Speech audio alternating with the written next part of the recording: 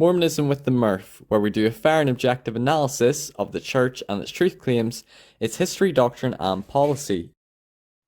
Hello everyone, welcome back to my channel, Mormonism with the Murph, where Latter-day Saint explores the Church's history and the Church's truth claims. So we're continuing our series on the Book of Mormon. In the last episode, we had a look at New Testament passages that are in the Book of Mormon. We read through a lot of the long quotations come from Grant Palmer's book, An Insider's View of Mormon Origins. We had a look at some of the critical arguments that this is a textual anachronism and evidence that Joseph Smith is the author and just dictating all these New Testament passages in the Book of Mormon story. We looked at some of the apologetic responses, that this is sort of under more of a loose translation and he's translating the words into his own language and vocabulary. Go back and watch that one. In this episode, we're going to be looking at the similarities between the Sermon on the Mount given in Matthew 5 in the New Testament and the Sermon at the Temple at Bountiful given to the Nephites in 3rd Nephi. And we're going to be looking at maybe some of the arguments, the criticisms that Joe Smith is either plagiarizing or borrowing from it, or maybe some of the things which should have been changed in the Sermon in 3rd Nephi that weren't changed, showing that this is a problem. So we're going to confront those things. So Sermon on the Mount versus Sermon on the Temple. So this comes from LDS discussions, and this is really when I first learned about sort of the criticisms and maybe some of the problems comparing the Sermon on the Mount to the Sermon at the Temple. So I'm going to read through his summary. He says, the Sermon on the Mount presents more specific challenges to the Book of Mormon's authenticity, because biblical scholars believe that the Sermon on the Mount was never given by Jesus as a standalone sermon, but that the author Matthew and Luke for the Sermon on the Plain compiled a group of sayings from a second source into a sermon when composing the Gospel of Matthew. Furthermore, as we discussed in the previous section, the Book of Mormon copies the Sermon on the Mount with just very small changes, which makes clear that the writer of the Book of Mormon was working from a source text that included that specific translation of the Gospel of Matthew, which is the King James Bible that Joseph Smith both owned and used during his lifetime. We covered that in a previous episode, how much the King James Bible is quoted or borrowed in the text of the Book of Mormon. Critics would say this is evidence that Joseph Smith is plagiarizing and that this is a 19th century text. Faithful scholars would interpret it as under more of a loose translation. Joseph Smith, as the translator, he is translating the characters and the concepts into his own vocabulary and language, including the King James Bible. Certainly, you could view the Sermon on the Mount in Matthew as the Sermon at the Temple is dependent upon it, but it's not word for word, and we're going to look at some of the differences. Not only does the text itself present a problem for the Book of Mormon, but the use of late additions, words that would be confusing to the ancient Americas, and the timing of the sermons in the Book of Mormon and King James Bible all present challenges to the Book of Mormon's claims. All of these problems are how scholars today can show that the Book of Mormon is not an ancient text, but a 19th century book written by someone who is deeply familiar with the religious questions and biblical translations of their day. The problem is that the Sermon on the Mount from Matthew, which is the source text that the Book of Mormon is working from, was not written until approximately 85 AD. So scholars believe it was written many decades after, and they're not even sure if it was written by Matthew. There's a bit of controversy around that. And not only was the Gospel of Matthew not recorded until that time, it was recorded in Greek across the world from the ancient Americas. This is a problem for the Book of Mormon because they are recording a sermon from the Bible that was not even written in any fashion until 50 years after it was supposed to have happened in the Book of Mormon, and in a language that absolutely had changes in the text from what is in the King James Bible today. So I guess what he's saying is this is a problem that the Book of Mormon is quoting a sermon that wasn't written down until 85 AD, and it was written in Greek. And the Book of Mormon people wouldn't have had access to this. I think the quick apologetic response would be, well, it's possible that Jesus could have given a similar sermon to the Nephites that he did to the people in Jerusalem, and also that if Joseph Smith is the translator, that he could be translating it into his vocabulary and his language. But it does seem like there is a dependence upon the King James Bible and the Sermon on the Mount in Matthew 5 to 7, which some might view it as, is this a problem for the Book of Mormon? Is this sort of a 19th century element, a textual anachronism? So let's look at what Book of Mormon Central have to say. During Christ's visit to the peoples of the Book of Mormon, he presented teachings to them that closely resemble what he taught in the Sermon on the Mount, as recorded in the Gospel of Matthew. Some have argued that the similarities between the Sermon on the Mount in the New Testament and the Sermon at the Temple in Bountiful in the Book of Mormon are evidence that Joseph Smith simply plagiarized from the Bible. Yet there are several elements present in 3rd Nephi text that distinguish it from the version in Matthew. These differences are significant and set it apart as a distinct and powerful testament of its own. For instance, in this setting, Jesus declared that the law had been fulfilled. Instead of pointing towards a future fulfillment, he also taught that as a glorified being, he was perfect like the Father, and thus omitted "Thy kingdom come" in the Lord's Prayer. He also specifically spoke of the Nephite C9 instead of the Jewish farthing. So they're saying that yes, they are similar sermons, which you might think, well, Jesus would say similar words that he would in Jerusalem that he would to the Nephites, but there's also differences as well, such as the law being fulfilled, him being perfect like his Father because he's now resurrected, omitting, "Thy kingdom come," and changing the currency from farthing to C9. However, critics would say, yes, Joseph Smith did make some changes and alterations in the sermon Jesus gave to the Nephites, but they would also say that there are some things which he maybe didn't realize would be problematic in a Nephite context that he kept in. And we're going to maybe look at some of those in the next few slides, because they would view it as, is this Joseph Smith's fingerprints, and does this show this is a 19th century text? Because those things were kept in. I'll maybe look at some of the apologetics on this. So they say Raca in the Book of Mormon. So in Matthew 5, verse 22, it says, "But I send to you that whosoever is angry with his brother without a cause shall be in danger of the judgment, and whosoever shall say to his brother, Raca, shall be in danger of the council. But whosoever shall say, Thou fool, shall be in danger of hellfire." In the Book of Mormon in 3 Nephi 12, it says, "But I send to you that whosoever is angry with his brother shall be in danger of his judgment, and whosoever shall say to his brother, Raca, shall be in danger of the council, and whosoever shall say, Thou fool, shall be in danger of hellfire." It is word for word borrowed or copied, the identical phrasing and words used. And the author of LDS Discussion says, the word Raca is Aramaic, which is what Jesus and his disciples spoke, but not a word that anyone in the Americas would understand. It would be like a visitor to the USA using the word lur, while in America, which means full in Norwegian, instead of just saying full. In other words, if we were to believe the apologetic argument that Jesus was merely repeating his exact Sermon on the Mount, which is highly problematic from a historical standpoint, given that the Sermon on the Mount was not likely a standalone sermon, we would then need to believe that Jesus changed one term that would mean nothing to the people in the Americas, farthing, yet neglected to remove references to a Roman practice or an insult in Aramaic that they would not have known or spoke. And that's a good question, if Raca would have had no meaning to the people, in the Nephites in Bountiful, because it is an Aramaic word, then why? Yes, there's other changes, but why has this not been changed? So I found this response by Fair, and they say, since the etymology for the Aramaic word Raca is as of yet uncertain, we cannot respond to this in light of current understanding and assuming that the Book of Mormon represents a tight translation of the source text.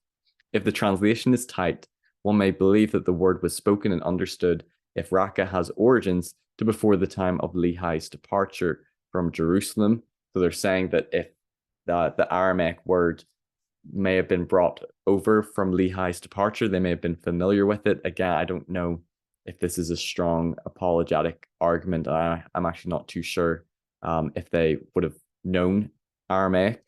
Another possibility is that the meaning of the word was explained without a record of it on the plates. If we assume that this represents a functional equivalence of the source text, then the word makes perfect sense as an insult used in derision of those perceived as less intelligent, and Joseph's usage of the word would still not be problematic.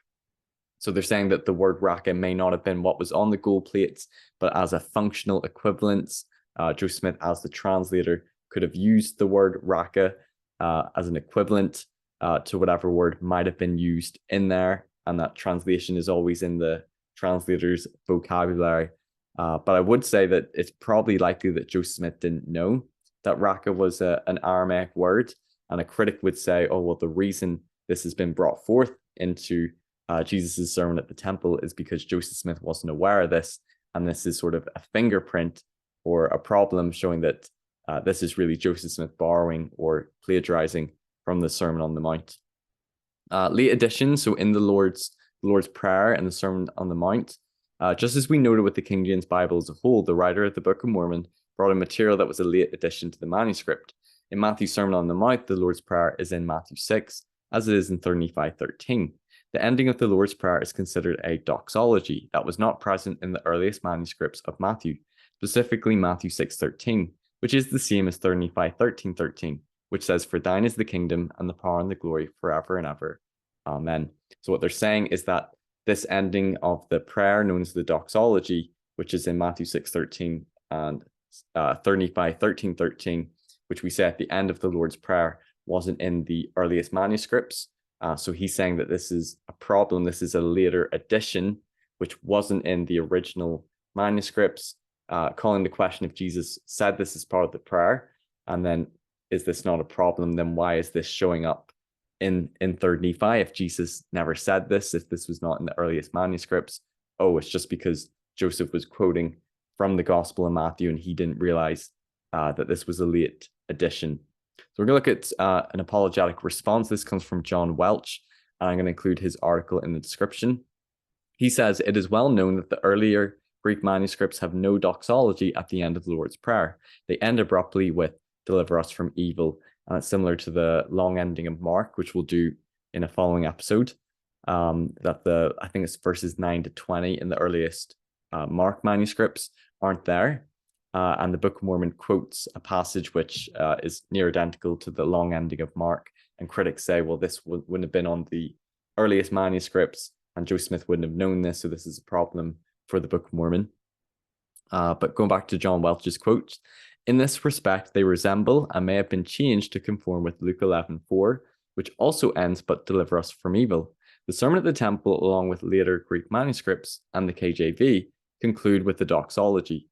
Whether the phrase was originally present in the text of Matthew cannot be known, although most textual critics find it easier to believe that the phrase was not introduced later into that text. For many circumstantial reasons, however, no one seems to doubt that Jesus probably pronounced a doxology at the end of his prayers.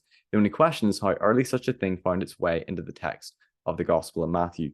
The following circumstantial evidence makes it likely that Jesus indeed ended his prayers in Jerusalem and Bountiful with the doxology. First, it would have been highly irregular at the time of Jesus to end a Jewish prayer without some words in praise of God. Jeremiah states it would be a completely erroneous conclusion to suppose that the Lord's Prayer was ever prayed without some closing words of praise to God. In a Palestinian practice, it was completely unthinkable that a prayer would end with the word temptation. Now in Judaism, prayers were often concluded with a seal, a sentence of praise clearly formulated by the man who was praying. So he is acknowledging that, yes, the earliest manuscripts that they have of the Gospel of Matthew doesn't have the doxology at the end, but he's saying that it would be improbable that there wouldn't be some praise to God made by Jesus at the end of the prayer, and they believe that Jesus probably would have pronounced one at the end of his prayer given, and it wouldn't make a whole lot of sense that just ended with "deliver us, from temptation." So I think that's the apologetic response: is that yes, it's not in the earliest Greek manuscripts that we have of the Gospel of Matthew, but they believe that a doxology would have been given when Jesus was given the sermon at the Sermon on the Mount, if that sermon did happen, and the sermon at the temple as well, that it makes sense that there would be a doxology. So changing some parts of the sermon and other parts for a Nephite audience. So when the writer of the Book of Mormon came across Matthew 5:26, he saw the phrase, "Thou hast paid the uttermost farthing." They knew farthing was an English currency and would have had no meaning to people living in the ancient Americas. Thus the writer changes this to "until thou hast paid the uttermost senine." And that's, a change that people would say, oh, that's, it's not just identical copying from the King James Bible, but the sermon at the temple is adapted to the Nephite audience. However, so he says that senine is the Nephite coinage that is mentioned in Alma and then never mentioned again after this chapter. But on the other hand, in the Sermon on the Mount, Jesus refers to the Roman law going a mile in Matthew 5:41, and whosoever shall compel thee to go a mile, go with him twain. This is a reference to a Roman practice where Roman soldiers could grab any Jewish citizen they chose and force that person to carry luggage or other items for a standard mile. That kind of oppressive, invasive act would naturally inspire a hunger for revenge. However, in the Book of Mormon, it is used in 3 Nephi 12:41, exactly as in the KJV. This would have had absolutely no meaning to people in the Americas, as this is referencing a Roman law. Okay, so he's saying that Joseph Smith probably wouldn't have known that this was a Roman law that would have made sense to the people in Jerusalem, but it wouldn't have made sense to the people in the Americas about being compelled to go with Roman soldiers to carry things, and they would have wanted revenge. And so this is sort of a fingerprint that Joseph Smith, as the author, he's made some changes to things like C9 to farthing, or, Jesus being perfect, but he wouldn't have known about this being a Roman law, which is why it was carried through. So let's look at the response from Fair on this. I couldn't really find much responding to some of these very specific issues or problems brought up. But they just say, why wouldn't this statement have meaning to someone in the New World? The statement certainly has meaning to us, and we are not Romans either. Why would the inhabitants of the New World not have understood Christ's meaning? So I think their response is like, this is almost like a saying, like, go the extra mile. So they're saying that this could have been applicable to the Nephites, or it's just Joseph Smith's rendition of the translation again. But I know to a critic, they would see it as, well, this is just Joseph Smith taking from the Sermon on the Mount from the King James Bible, not knowing that this is a Roman law, and it wouldn't have been given to the Nephites by Jesus. If anyone knows of any other apologetic responses to it, I'd be very interested, but I couldn't find a whole lot to some of these specific issues.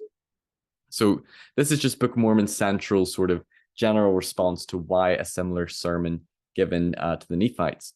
So the preceding information can help readers understand why a version of the Sermon on the Mount would appear in the Book of Mormon. These reasons may include the likelihood that the teachings upon which the Sermon on the Mount is based, and which are older than the Matthew text, were taught in diverse places to different audiences. The giving of the sermon was modified to be appropriate for the particular audience. The textual differences between the examples available are appropriate for each audience. Specifically, the sermon at the temple in 3 Nephi has such modifications as would be expected for a post-resurrection version of the sermon, saying that the law has been fulfilled, that Jesus is perfect like his Father. The sermon may have served as a set of temple teachings, information that he would have wanted all worthy and prepared disciples to learn. These differences convey significant theological information. First, the sermon at the temple clarified that all things under the law of Moses have been entirely fulfilled in Jesus' moral life, death, atonement, and resurrection. Second, the sermon at the temple speaks of a frame of reference in which Jesus had become glorified with God. Jesus had already ascended to the Father, and thus he could well command his listeners in Bountiful to be perfect as he or as God is perfect. The version of the sermon that we find in 3 Nephi is not simply copied verbatim out of the New Testament, nor is it haphazardly pieced together in the Book of Mormon text. There are some key differences that, if analyzed carefully, can be seen to have a real theological significance. Welch concluded, when Jesus addressed the Nephites at Bountiful, he spoke in terms they would understand. The change in setting from Palestine to Bountiful accounts for several differences between the Sermon on the Mount and the sermon at the temple. So this overall apologetic response is that it's likely that Jesus is giving the similar sermon and similar sayings to different audiences at different times in his ministry in Jerusalem and to the Nephites, and that there are differences, that he has adapted certain things, so it's not just copied verbatim from the King James Bible. There are things which are appropriate to a Nephite context post-resurrection. I know a critic would say that, yes, Joseph Smith, he would have been aware that maybe some of those things in the Sermon on the Mount wouldn't have been applicable to the Nephites, such as, farthing changed to C9, or because Jesus is resurrected now, he's perfect like his Father, and that the law has been fulfilled. But they would see it as, oh, well, he wasn't aware of, Raca being an Aramaic term, or wasn't aware of, going twain, going a mile twain being an allusion to a Roman law. And that, yes, he made some changes in some circumstances, but didn't make other changes that wouldn't have been appropriate. But we'll go to the conclusion slide.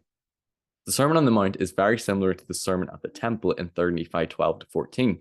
Faithful scholars point to differences being relevant to the Nephites, such as the law being fulfilled, C9 versus farthing, omitting God's kingdom come, and that he is perfect with his Father.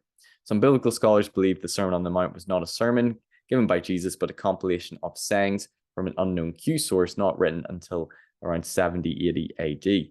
Critics point to Joseph making some changes, but not changing words like Raca, which is Aramaic. We're going a mile twain, which is a Roman law, and at the late addition of the doxology in the Lord's Prayer as evidence Joseph Smith is taking it from the King James Bible, but not realizing these things wouldn't be relevant to the Nephites. There are apologetic responses as well that this is just sort of a functional equivalent of the translation, or that the doxology might have been original to the Lord's Prayer, but just wasn't in the earliest manuscripts. Apologists believe just because the Gospel of Matthew wasn't written until decades after Jesus' death, this does not mean it is not a real sermon. Perhaps it was given at multiple times in his ministry, adapted to the various audiences, that the Sermon on the Temple could still be authentic, an authentic sermon given to the Nephites. I'll put some links in the description, and you can come to your own conclusion as well, whether or not you believe that the Sermon at the Temple was just, Joseph Smith sort of ripping off the Sermon on the Mount in the King James Bible, and that, it's just him borrowing and evidence is a 19th century text, or if you believe that some of the differences is, Christ giving a similar sermon, but adapting it to his audience, to the Nephites, but it is in King James Bible language because that is the translation of the Book of Mormon in Joseph Smith's language and vocabulary. So you come to your own conclusion. In the next episode, we'll be looking at the long ending of Mark, and a brief summary of what the argument is that verses 9 to 20 are not in the earliest manuscripts that we have of the Gospel of Mark, saying that this is maybe a late addition, wasn't original to the Gospel of Mark or the words of Jesus, but that there are some verses that make their way into the Book of Mormon, and critics would point to this as a problem, both a New Testament problem, but that it's a late addition, but Joseph Smith wouldn't have known this, and is this a problem for the Book of Mormon? So we'll cover that in the next episode. If you enjoyed this one, please give it a like, and I'll see you next time. Take care. Bye-bye. Thanks everyone for watching this video. If you've enjoyed it, please give it a thumbs up, like, share, comment, and don't forget to subscribe so you don't miss any future content. You can listen to my episodes on podcast form on Anchor or Spotify, and you can also follow me on Facebook, Twitter, Instagram, and TikTok. If you care to donate, you can via my PayPal or Patreon. Thanks for joining Mormonism with the Mirth. Take care. Bye-bye.